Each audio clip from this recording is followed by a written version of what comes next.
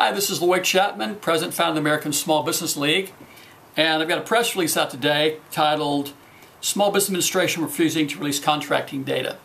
So a few weeks ago, the Small Business Administration released a press release and said that for last year, small businesses got $89.9 billion in small business contracts.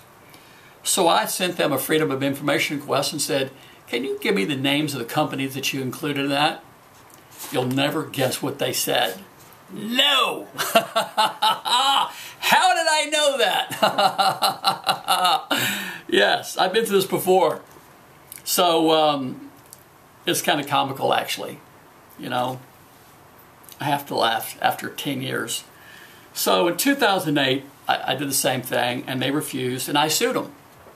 And I won, and you'll never guess what we found when we got the data.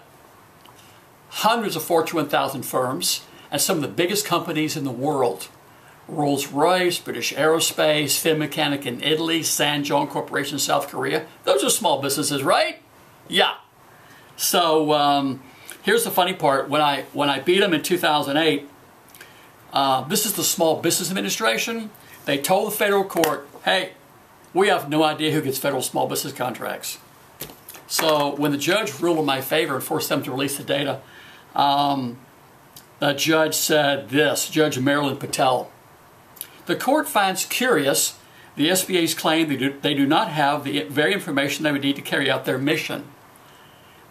That's a nice way of saying, liars! So it's comical. So we're going to sue them again, force them to release the names of all the firms that they say got this $89.9 billion, and that has been every year for a freaking decade.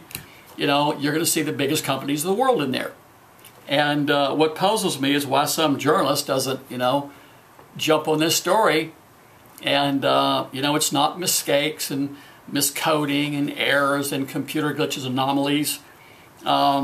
It's stunning, to tell you the truth. If you go back and look at the history of this, it goes back 10 years. Not one journalist in a decade has ever asked the SBA, can you answer one question for me? Why is it that every year these anomalies and computer glitches and errors and mistakes always divert small business contracts to Fortune 500 firms and never the other way around? Not once ever. It's amazing. I'm thinking about quitting my job and becoming a journalist. I'll win a Pulitzer Prize my first week. And that's the first thing I'd ask them. Anomalies? An anomaly is kind of like getting struck by lightning, right?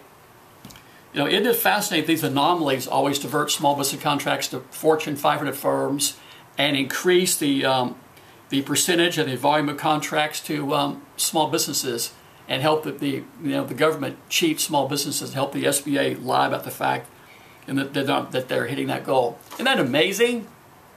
By the way, let's try that with the IRS. You know, the IRS should have let the SBA handle that scandal, by the way. When the IRS got in trouble for auditing all the Republican groups, they should let the SBA press office handle it. And they go, hey, it's an anomaly.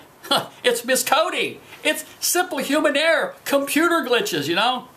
So if you get audited by the IRS and they say you owe them a bunch of money, you say, hey, it's a computer glitch. It's an anomaly.